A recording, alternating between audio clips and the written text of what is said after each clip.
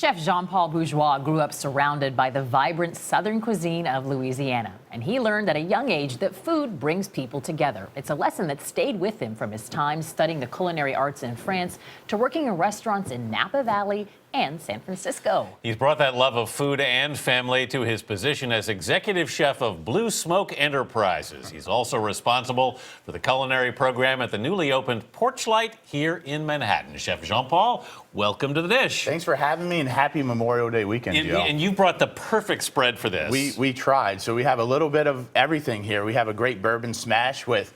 I'm glad you started with that. You know, and look, for the home cook, it's perfect because it's seasonal berries and it's bourbon and sugar, and you can batch it out and bring it to your picnic. It's really good, more importantly. So we have corn mac choux, which is a great corn dish out of Cajun country. A little watermelon and cheese salad.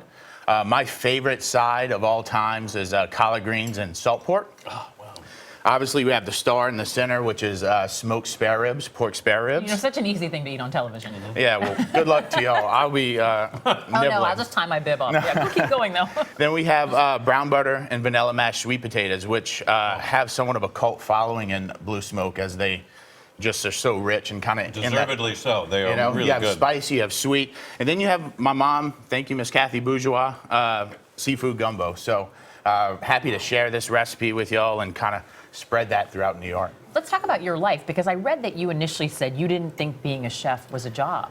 So no, you went for a psychology degree. Yeah, well, being a chef was just actually what I did. I was a cook with all my friends whenever we went anywhere. And when I was at Nicholls State, I went to orientation for psychology, and I spent about 10 minutes there. And the professor actually said, take a look to your right, take a look to your left. He said, one of those is going to be gone. I was like, well, that's going to be me. And I walked out of orientation, and it just clicked to me that Chef John Falk's Culinary Institute was at Nicholls State. And I said, that's what I'm going to do. That's been good at it for actually quite a while. And it just clicked, and I never stopped after that. So that was a real turning point for you. Another turning point, I understand, was an exchange program you went to in France.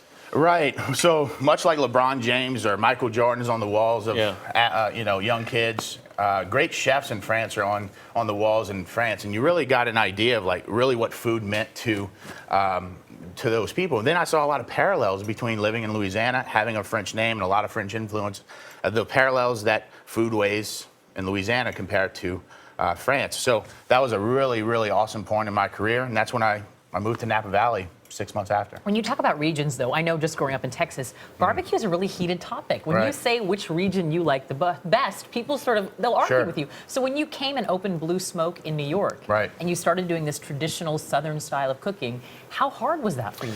Well, it was really hard because we had want to kind of break the chains of regional barbecue, and New York has grown such a wonderful barbecue foodways throughout the 15 to 20 years that it was introduced. We said we wanted to do our own barbecue and really think outside the box and think about it as chefs, which we all came from those type of backgrounds. You're going to be one of the pit masters of the Big Apple Barbecue Block Party coming up. So excited for that. Yes, sir. We're excited to go as well. It's coming right around the corner. As I hand you this dish with meat on it, since I was eating the ribs, I want to get your signature on it and ask you if you could have this meal with any person, past or present. Who would that person be? That would absolutely be my beautiful fiance, Candace Cole. But the zombie apocalypse comes, Trisha Yearwood, Garth Brooks, double date. Let's do it. We can have a feast like this. That might be our best answer. That really might take it. Certainly one of my favorites. You got to think about that zombie apocalypse with your next meal. Chef Jean-Paul Bourgeois, thank you. And for more on Jean-Paul and the dish, head to our website at cbsthismorning.com.